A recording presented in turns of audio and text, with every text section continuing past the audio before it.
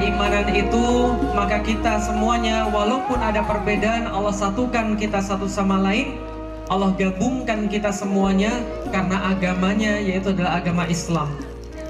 Dan kita berharap, kita memohon kepada Allah, semoga apa yang Allah turunkan pada hari ini, semua air yang Allah turunkan dari langit ini mensucikan seluruh diri kita. Allah ampuni seluruh dosa-dosa kita, dan Allah turunkan setiap hidayah dari setiap tetes daripada air yang Allah turunkan dari langit ini. Amin. Salat dan salam senantiasa tercurah dan terlimpahkan kepada baginda Nabi besar Muhammad sallallahu alaihi wasallam. Sungguh kita semua terhutang kepada beliau. Sungguh kita semua memiliki banyak sekali yang ingin kita sampaikan kepada beliau. Sungguh tidak terbayangkan, tidak tergambarkan kerinduan kita kepada beliau sallallahu alaihi wasallam. Andaikan beliau ada di sini, maka kita ingin mengatakan kepada beliau, ya Rasulullah, kami mencintai engkau ya Rasulullah. Andaikan suatu waktu di yaumil kiamat, ketika kita berjumpa dengan Rasulullah sallallahu alaihi wasallam, maka mudah-mudahan kita diakui sebagai umat beliau, mendapatkan syafaat daripada beliau, digolongkan sebagai orang-orang yang berbaris di belakangnya, dituntunkan oleh beliau kepada surganya Allah, diberikan minum daripada telaganya. Dan mudah-mudahan kita semua bisa melihat wajah Allah bersama dengan beliau, dan tidak ada yang lebih baik daripada hari itu insya Allah. Dan mudah-mudahan kita memasuki surga Allah bersama-sama. Amin. Alhamdulillah teman-teman sekalian yang dirahmati Allah, senang sekali bisa mampir kembali ke bumi Seramu Makkah, bumi Aceh. Dan ini adalah tempat salah satu yang setiap kali saya datang ke sini saya bergedik ngeri. Kenapa teman-teman sekalian? Karena inilah tempat pertama kali yang mendapatkan cahaya Islam. Takbir! Darah daripada setiap teman-teman sekalian itu memiliki nasab yang sangat luar biasa. Andaikan kalau teman-teman ngelihat saya, udah kelihatan teman-teman sekalian? Kelihatan. Kira-kira kalau nasab saya sama nasab teman-teman sekalian lebih tinggi mana kira-kira? Nasab antum, nasab teman-teman sekalian di depan saya, ini nasabnya para pejuang, nasabnya para ulama. Kalau saya semakin lihat nasab saya ke atas, saya semakin khawatir, paham teman sekalian? Jangan-jangan ujungnya penjajah, paham teman sekalian? Tapi mudah-mudahan enggak. Hari ini alhamdulillah saya sudah niat memang datang ke sini cuma untuk menemani Tuan Guru Abdul Somad, dan ini memang beban besar bagi saya. Karena bapak-bapak saya sangat memahami, tadi yang ngasih sambutan bebannya berat sekali di depan para pengagum-pengagum Ustaz Somad, luar biasa Masya Allah. Saya tadi ngelihat dari jauh, yang pertama sambutan 2 menit. Ya Allah, yang satu 5 menit. Kalau saya kira-kira dapat berapa menit ya? Oh 20 menit, bagus, ada peningkatan. Setengah jam, alhamdulillah itu kan ya. Kemarin saya menghadiri tablik akbar Ustaz Somad ketika di Batam. Itu juga sama. Jadi saking cintanya kemudian umat kepada Ustaz Somad, Masya Allah, akhirnya Ustaz Somad dirindukan oleh semua orang. Dan mudah-mudahan kehadiran saya di sini sesuai dengan niat saya, ingin menemani beliau dan sedikit berbicara tentang ekonomi Islam teman-teman sekalian. Yang pertama-tama teman-teman sekalian, saya pengen cerita. Dulu ketika saya masih kecil, itu kalau ibu saya nganterin saya pas pergi kuliah, itu ibu saya senantiasa bilang begini, Lik, ini makanan untuk kamu, simpan sendiri, makan sendiri, jangan bagi orang lain. Paham sekalian? Simpan sendiri, makan sendiri, jangan bagi orang lain. Saya dalam hati bilang, masa saya nggak boleh bagi orang lain? Tapi perlu dilihat teman-teman sekalian, ada orang-orang yang berpikir semacam ini. Ada orang-orang yang berpikir ketika mereka punya kekayaan, ketika mereka memiliki sesuatu, maka orang lain nggak boleh dibagi. Dan karena itulah teman-teman sekalian, ada orang-orang penjajah datang ke Indonesia dengan semangat yang sama. Mereka ingin mendapatkan kekayaan dan mereka nggak mau bagi kekayaan itu pada orang-orang yang lain selain daripada mereka. Maka kalau teman-teman baca dalam sejarah, penjajah datang ke Nusantara, itu mereka bawa 3G. Berapa G? 3G, sekarang sudah 4G, bahkan 5G, itu kalau telekomunikasi. Tapi dulu mereka bawa 3G. Apa 3G ini? Gold, Gospel, Glory. Itu yang mereka bawa. Jadi yang mereka bawa adalah 3 hal yang mereka ingin ambil juga 3 hal daripada kita. Apa yang mereka ingin ambil? Satu, mereka ingin ambil gold. Mereka ingin dapat perdagangan, mereka ingin dapat harta, mereka ingin dapat emas. Yang kedua, mereka ingin bawa gospel, mereka ingin ambil pula akidah kita. Yang ketiga, kemudian mereka bawa glory, mereka ingin ambil pula kekuasaannya di situ. Maka para penjajah datang ke bumi Nusantara, yang mereka inginkan adalah bukan hanya uang Anda, bukan hanya kekayaan Anda, bukan hanya alam Anda, tapi yang mereka inginkan juga akidah Anda. Tapi mereka juga tidak hanya pengen akidah Anda, mereka juga pengen tanah Anda. Maka datanglah ulama-ulama zaman dulu mengatakan, yang jual tanah sama dengan jual akidah. Betul begitu? Yang jual tanah sama dengan jual akidah. Kalau Anda jual tanah Anda, berarti Anda jual akidah Anda. Kenapa? Karena kalau Anda lepas tanah Anda, maka ekonomi Anda akan dikuasai. Kalau ekonomi Anda akan dikuasai, maka akidah Anda mudah akan terbeli. Penjajah datang dengan cara seperti tadi. Maka penjajah ketika datang, mereka nggak suka dengan yang namanya persatuan. Mereka nggak suka ketika kaum muslimin bareng-bareng. Mereka nggak suka kalau kaum muslimin sama-sama. Kenapa? Kalau kaum muslimin sama-sama, maka kekuatannya tidak akan mungkin terkalahkan. Takbir! Maka yang mereka pengen apa? Dipisah satu sama lain, digolongkan. Yang ini golongan ini, yang ini golongan ini. Yang ini golongan ini, yang ini golongan ini. Nggak percaya? Coba cek pulang dari sini, coba cek surat akte kelahiran masing-masing. Terutama yang sudah agak-agak sepuh ini ya. Coba cek akte kelahiran masing-masing pulang dari sini. Teman-teman akan mendapatkan, kalau yang lahir di atas tahun 2000 ke atas, 90-an, 80-an, teman-teman akan dapat STBLD namanya. Apa itu STBLD? Stadsblad. Surat keputusan pemerintah Hindia Belanda untuk mengatur bagaimana caranya memisahkan antara orang-orang yang ada di Nusantara agar mereka mudah dijajah, agar ekonominya bisa diambil, tanahnya bisa diambil, akidahnya bisa dibeli. Bisa dipahami teman sekalian? Maka Islam muncul sebagai sebuah solusi. Maka Islam muncul sebagai sebuah jawaban. Karena satu-satunya yang nggak bisa dibeli adalah kalau orang itu sudah masuk di dalam akidah Islam. Maka semuanya berubah teman-teman sekalian. Orang yang sudah tercelup Islam semuanya berubah. Lihat mata saya, kira-kira sipit atau belum? Sipit atau besar? Kira-kira kalau ketemu di jalan, kebayang nggak kalau yang kayak begini bisa ceramah? Mungkin bilang, mohon maaf mas, mohon maaf, kayaknya mas salah tempat deh. Ini tempat ceramah bukan boy band, paham teman sekalian? Tapi ketika kemudian teman-teman aneh ngelihat saya, sipit tapi ngomong tentang Islam, jangankan teman-teman, orang keluarga saya aja aneh. Kemarin ketika saya sedikit ceramah di YouTube, kemudian ada salah seorang keluarga saya yang melihat, kemudian dia pasang di Facebooknya dia, di tag ke ibu saya. Ibu saya langsung WhatsApp ke saya. Apa kemudian isi WhatsAppnya? WhatsAppnya begini, saya itu pamannya dia, tapi saya malu punya ponakan kayak dia. Lah kenapa? Kayaknya Felix Xiao ini sudah dicuci otak, sampai seolah-olah dia ngomong kayak begini, kayak kita nggak bisa bayangin. Paham teman-teman sekalian? Orang sudah tercelup akidah, semuanya akan berubah. Ketika orang sudah tercelup akidah, maka kebersamaan lebih penting daripada apapun. Ketika orang sudah tercelup akidah, maka dia akan berpihak kepada Islam, maka dia akan berpihak kepada kebenaran. Ini bedanya kita dengan yang lain. Teman-teman sekalian coba lihat, kita punya banyak hal. Di Aceh kaya luar biasa, kita punya banyak hal. Tapi apa yang paling penting yang mendasari sistem ekonomi Islam, yaitu adalah keimanan. Kalau nggak ada keimanan, kita nggak bisa bilang tentang apapun. Kita nggak bisa bilang untuk barang-barang, kita nggak bisa bilang tentang ekonomi umat, kita nggak bisa bilang tentang riba dan sebagainya. Kenapa? Karena kita belum punya akidah. Tapi kalau sudah punya akidah, itu yang merubah semuanya, dan inilah yang milik kita paling berharga. Nggak percaya coba lihat, teman-teman sekalian coba lihat. Kalau monyet makan atau tidak? Monyet makan? Monyet tidur atau tidak? Tidur. Monyet kerja atau tidak? Kerja. Banyak disuruh ngambilin kelapa gitu kan ya. Oke, kalau gitu monyet makan, monyet tidur, monyet kerja. Kalau Anda makan atau tidak? Makan. Anda tidur atau tidak? Kerja atau tidak? Oh, coba lihat. Anda makan, monyet makan. Anda tidur, monyet tidur. Anda kerja, monyet kerja. Artinya kalau kita cuma makan, tidur dan kerja, kita sama kayak, bukan saya yang bilang. Jelas sampai di sini terus sekalian. Artinya harus ada sesuatu yang berubah.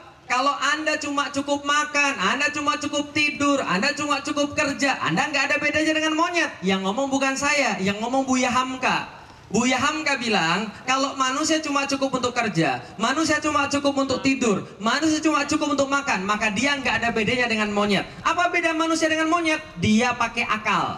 Maka di dalam agama kita, Islam, di dalam Al-Quran, Allah menghubungkan satu hal, keimanan sama dengan mikir. Kalau nggak mikir berarti nggak beriman. Kalau nggak beriman berarti dia bisa jadi nggak mikir secara sempurna. Ada yang protes, Ustadz, itu orang ateis mikir kok. Tapi kok nggak beriman? Iya, mikirnya baru setengah. Paham teman sekalian? Karena mikir setengah, syahadatnya juga setengah. Syahadat kita bunyinya apa? Asyhadu an la ilaha illallah. Karena mikirnya setengah, syahadatnya baru setengah. Baru sampai asyhadu an la ilah. Tidak ada Tuhan. Paham teman sekalian? Karena mikirnya masih setengah. Kalau dilanjutin mikirnya asyhadu an la ilaha illallah Muhammadur Rasulullah. Maka seseorang yang beriman itu di dalam Al-Quran adalah karena dia mikir. Nah, maka teman-teman sekalian, kalau kita lihat lagi bagaimana keimanan bisa ada, bisa merubah kita. Karena kalau kita misalnya nggak beriman, kita sama kayak monyet. Kalau kita mau mikir, kita naik lebih tinggi daripada monyet. Apa itu? Jadi manusia. Kalau orang nggak mikir bukan manusia, bahkan lebih rendah daripada manusia. Ulaika kal an'am balhum adol, kata Allah. Mereka yang nggak pakai akal lebih rendah daripada binatang ternak. Contoh, tahu sapi? Tahu sapi?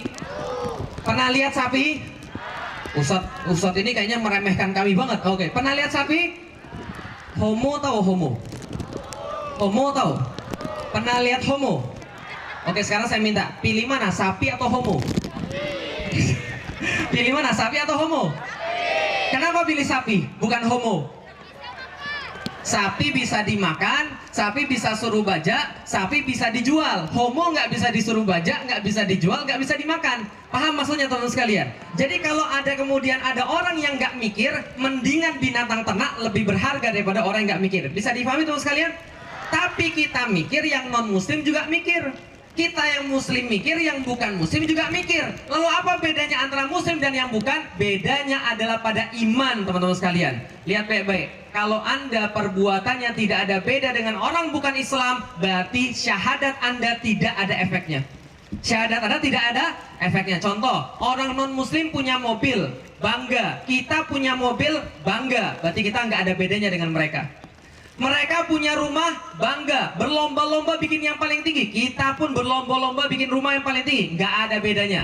Pilihan mereka dengan pilihan kita sama, nggak ada bedanya kita dengan mereka. Bisa dipahami teman-teman? Nabungnya tempatnya sama, mereka nggak peduli dengan syariah, kita pun nggak peduli dengan syariah. Apa bedanya antara yang beriman sama yang nggak beriman? Padahal iman ini adalah sesuatu yang sangat penting. Tapi sayangnya akidah ini, iman ini nggak bisa dibeli. Kalau bisa dibeli, semuanya sudah mau kita beliin akidah. Ada nggak teman-teman sekalian orang yang teman-teman sayangi, tapi kita mintakan pada dia hidayah, tapi sampai sekarang belum dapat? Ada atau nggak kira-kira? Banyak. Jangankan kita, teman-teman sekalian, Rasulullah Shallallahu Alaihi Wasallam itu senantiasa memintakan hidayah pada Allah atas pamannya Abu Talib. Pamannya siapa? Masya Allah, pamannya itu ngasih makan Rasulullah, menjaga Rasulullah, melindungi Rasulullah. Rasulullah sayang banget sama pamannya, sampai berkata, wahai pamanku, ayo masuklah Islam. Wahai pamanku, ayo masuklah Islam. Karena sudah seperti bapaknya sendiri, ayo masuklah Islam. Nanti saya bisa punya alasan di hadapan Allah untuk memintakan ampunan bagimu, wahai pamanku. Tapi ternyata berapa kali pun Rasulullah Shallallahu Alaihi Wasallam memintakan hidayah kepada pamannya, apa yang mulai terjadi? Allah turunkan ayat, innaka lan tahdi man ahbabta. Ternyata teman-teman sekalian, hidayah bekerja dengan cara yang tidak kita duga, dengan cara yang tidak kita sangka. Gimana cara kerja hidayah? Hidayah nggak bisa dimintakan, hidayah nggak bisa dibeli. Allah katakan, innaka lan tahdi man ahbabta. Wahai Muhammad, engkau adalah kekasih Allah. Di atas muka bumi ini, ditimbang semuanya, engkau masih yang dikasih oleh Allah. Tapi walaupun engkau yang meminta kepada Allah Subhanahu wa ta'ala, Allah tidak akan tunjuki pamanmu. Akan tetapi, walakinallah yahdi may yasha. Akan tapi Allah tahu siapa akan dia tunjuki. Allah lebih tahu siapa yang dia kehendaki. Allah lebih tahu siapa yang layak mendapatkan hidayah. Teman-teman sekalian coba lihat. Saya kemarin pernah nulis satu tulisan amal yang tertukar. Saya bahas tentang bapak saya. Teman-teman tahu dari mana kemudian datangnya semua kemudahan yang ada pada saya? Bapak saya nyediain pada saya. 2008 teman saya pulang dari haji, tiba-tiba dia nangis bilang begini, Lik, tahu nggak Lik, ada banyak yang minta saya untuk mendoakan nanti di depan Ka'bah. Pas di depan Ka'bah kata dia, saya nangis di depan Ka'bah, saya lupa tentang setiap orang yang minta doa pada saya. Yang kebayang pada saya adalah mukamu Lik, wajahmu ada di depan saya ketika ada di depan Ka'bah. Saya bilang, jangan-jangan saya sudah siap dipanggil oleh Allah nih, jangan-jangan untuk pergi ke sana. Lalu kemudian saya bilang pada bapak saya, Pi, Felix mau umroh. Bapak saya bilang, gimana caranya? Emang kamu sudah pernah umroh? Belum. Gini aja, saya bilang, Pi, Papi mau nggak? Papi kan punya karyawan. Nanti karyawan Papi diminta untuk umroh. Nah, pembimbingnya Felix. Lalu dia bilang, emang kamu sudah pernah umroh? Belum. Tapi saya mau untuk umroh. Bapak saya umrohin saya. Rencananya 2011. Bapak saya bilang, oke 2011 kamu pergi umroh. 8 hari pas mau pergi umroh, saya pasang wajah murung. Lah kenapa? Strategi. Paham teman sekalian? Saya pasang wajah murung. Dia kok wajahnya murung? Bukannya kamu sudah mau pergi umroh? Saya bilang, sendirian sih, istri saya nggak saya ikut. Lalu bapak saya bilang, emang kalau umroh berdua berapa? Umrohnya segini Pi. Bapak saya bilang, oke istrimu juga ikut. 2011 saya sama istri pergi umroh. Mobil saya itu yang pernah ditumpangi Ustadz Somad, itu Ustadz Somad sering ngomong tentang mobil saya. Yang beli bukan saya, yang beli bapak saya buat saya. Lalu kemudian ngasih pada saya, lalu bapak saya bilang begini, Lik, pakai untuk dakwah. Jangan pernah minta uang sama orang ketika dakwah. Untuk bensin biar papi yang beliin. Lalu kemudian rumah saya, dia juga yang beliin. Saya mintain kemudian hidayah pada Allah. 2011 kita pergi kemudian lihat Ka'bah. Di depan Ka'bah kita telepon bapak. Lalu kemudian kita bilang begini, Pi, di depan Ka'bah nih sekarang Felix doain papi masuk Islam, mudah-mudahan. Bapak saya jawab, insya Allah. Alhamdulillah sekalian. Ini kemudian terjadi, tapi sampai detik ini dia belum dikasih hidayah oleh Allah.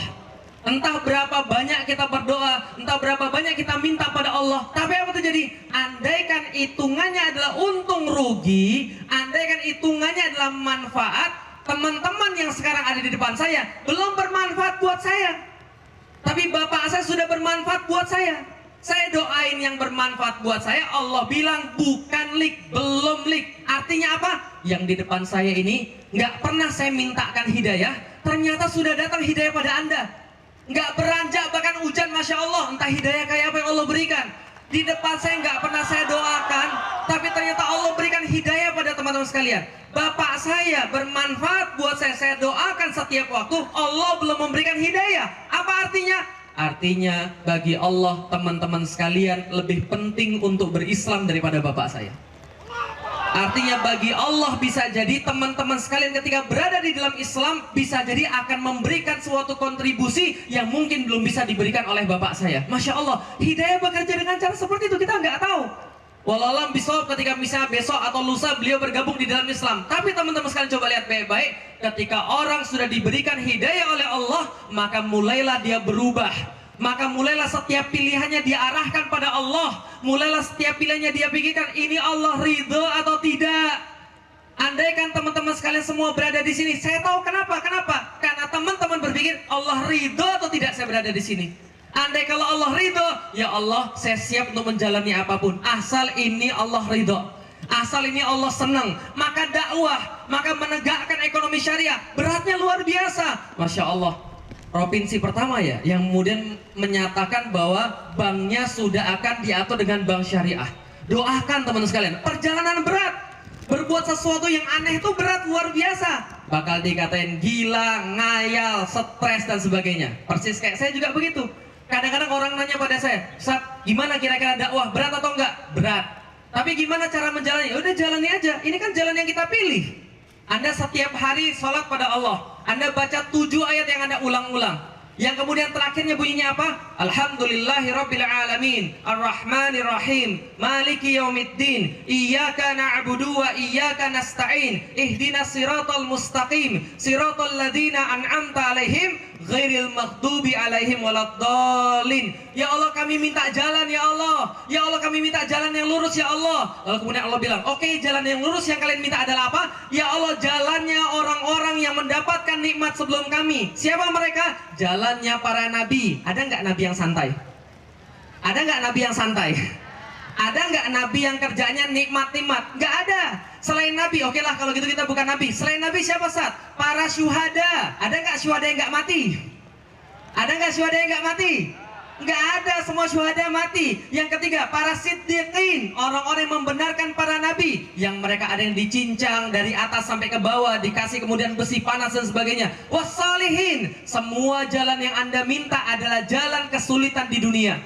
Semua jalan yang Anda minta pada Allah adalah jalannya orang-orang yang dulu pernah disulitkan di dunia. Artinya apa teman-teman sekalian? Ini jalan yang kita minta. Suatu waktu ketika saya lagi pergi ke tempat pernikahan adik saya, maaf sebelum pernikahan, bapak saya bilang, Lik, pergi beli jas yuk. Akhirnya setelah kita pergi beli jas, lalu kemudian setelah selesai pergi jas, lalu kemudian kita duduk-duduk di mall sekeluarga, bapak saya, ibu saya, adik-adik saya. Lalu kemudian ibu saya bilang gini, Lik, berhentilah Lik. Nggak usah dakwah terlalu frontal, Lik. Udahlah, damai-damai aja, Lik. Nggak usah dakwah yang aneh-aneh, Lik. Sudahlah, jangan macem-macem. Saya bilang, maksudnya apa? Kamu itu loh, jangan banyak kritik orang. Jangan yang macem-macem. Jangan ikut gerakan yang macem-macem. Jangan ikut demo yang macem-macem. Jangan ikut aksi yang macem-macem. Saya bilang gini, Felix cuma mengikuti Yesus Kristus. Paham sekalian? Nah, kenapa? Karena mereka beriman pada Yesus Kristus. Kita juga beriman pada Yesus Kristus. Isa Al-Masih. Isa Al-Masih itu menegakkan kebenaran. Banyak yang tidak suka. Maka anakmu juga sama, saya bilang. Ketika kita berkata tentang kebenaran, bisa jadi banyak yang nggak suka. Ibu saya marah, sampai satu waktu kemudian bapak saya menghentikan perdebatan kita sambil ngomong begini, Lik, papi itu kalau suatu saat harus kehilangan kamu, papi sudah rela. Loh, maksudnya gimana? Tiba-tiba kamu diculik terus nggak balik-balik lagi, papi sudah rela. Maksudnya gimana? Dia bilang gini, Lik, coba mikir baik-baik. Kamu itu jangan lupa, kamu itu bukan siapa-siapa. Abdul Somad itu orang Melayu. Kalau dia ada apa-apa, orang Melayu maju. Kalau Habib Rizik itu punya FPI. Kalau nanti Habib ada apa-apa, FPI maju. Tapi kalau kamu ada apa-apa, orang Cina lari dulu. Paham teman sekalian? Benar juga ya saya bilang. Saya gini teman sekalian. Saya bilang pada bapak saya gini. Ini penting teman sekalian. Ini penutup dan ini penting sekali tentang masalah keimanan. Dan kalau teman-teman punya keimanan, teman-teman akan bantu segala sesuatu yang cenderung kepada Islam. Termasuk membantu teman-teman kita di sini yang mau menegakkan aturan-aturan Allah di dalam perekonomian, di dalam syariah. Saya bilang pada bapak saya gini, kenapa saya masih berada di dalam jalan ini teman-teman sekalian? Karena saya punya anak. Saya bilang pada bapak ibu saya, hari ini saya bisa milih untuk diem. Dan hari ini akan lebih mudah bagi saya untuk diem, nggak ngomong tentang sesuatu yang benar. Bagi saya akan lebih mudah untuk tidak mendakwakan Islam, semua orang nggak ada ganggu saya. Bisa jadi lebih mending, lebih baik bagi saya, lebih nikmat hidup saya, lebih tenang hidup saya. Tapi saya bilang pada bapak dan ibu saya, tapi anak saya ngeliatin saya. Suatu hari nanti ketika mereka sudah gede, saya nggak mau mereka nanya pada saya begini. Saya nggak mau mereka nanya pada saya, Abi, dulu Abi tahu yang mana yang benar. Dulu Abi tahu perkataan Allah. Dulu Abi baca Al-Quran. Dulu Abi tahu hadis. Kenapa Abi diam terhadap kemungkaran dan kezaliman di depan mata Abi? Saya bilang, saya nggak mau ngajarin anak saya untuk jadi pengecut. Maka teman-teman sekalian, tanah ini Allah berkahi dengan banyak sekali ulama-ulama pemberani.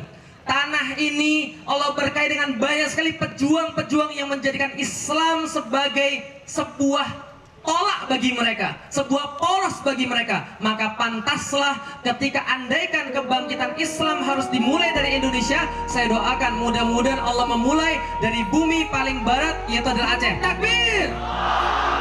Terima kasih. Assalamualaikum warahmatullahi wabarakatuh.